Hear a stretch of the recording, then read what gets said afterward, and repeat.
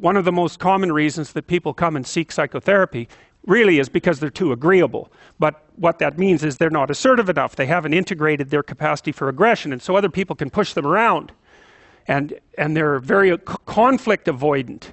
And so the consequences of that across time is that you don't stand up for yourself well enough, and you get taken advantage of, and that spirals badly downward. And so partly what you do when you're doing assertiveness training with people is you find out what they're angry about.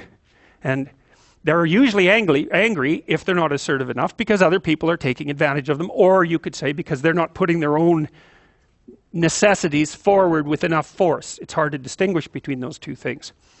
But anyways, you get them to talk about what they're angry about. That often makes them cry, often many times. And then you get them to kind of envision what they would want to have instead, which they're often afraid to do because people are afraid to think about what they want, because that makes it more clear when they're not getting it, and that's painful, right? Or maybe they're afraid of hoping, so they won't specify a clear aim.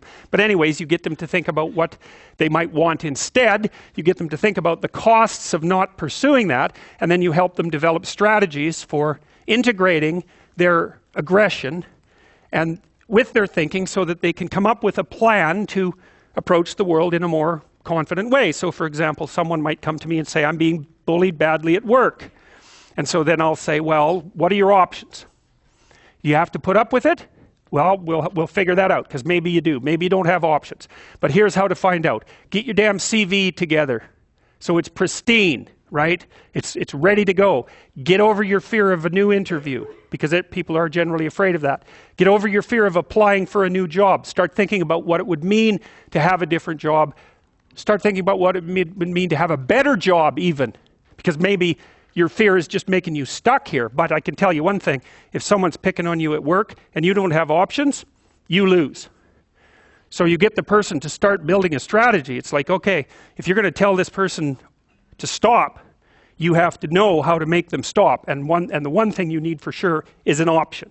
And if you don't have an option, then maybe we start thinking about the fact that you need some more training or something like that, because you cannot negotiate if you don't have any power.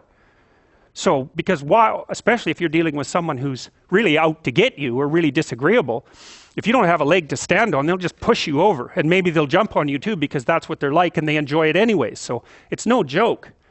So you put your options behind you and then you start to think about strategy. So I tell people, look, if you're being harassed at work, you document it every time it happens and you write it down. So you've got like 20 stories about it and it's fully documented. And then you go confront the person at some point, but with at least 3 pieces of evidence. And you have some sense of what you tell them about what will happen if they don't stop. So you have to figure out, well, if they don't stop, what are you going to do about it? Leave?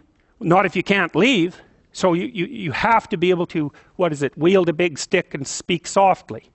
But you see, that way that's how you take your aggression, which is an absolutely necessary part of your psyche, and manifest it up into a sophisticated means of dealing with the world. You don't just suppress it. You say, well, I should be able to put up with it. Or I wish I wasn't so angry or something. It's like, forget that. All that'll happen is your blood pressure will stay high and you'll die of a heart attack, because anger, for example, is a very toxic emotion.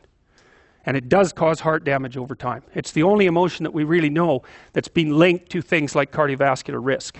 And anger is toxic because it's like you're driving a car, you're stepping on the gas and pushing on the brake at the same time, because anger tells you to run away and to attack at the same time, because you don't know what's going to happen.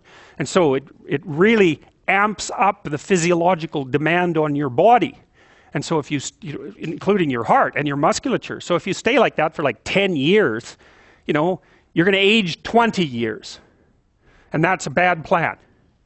So you take your underground emotions and you integrate them into a sophisticated reality. Now, Jung said, so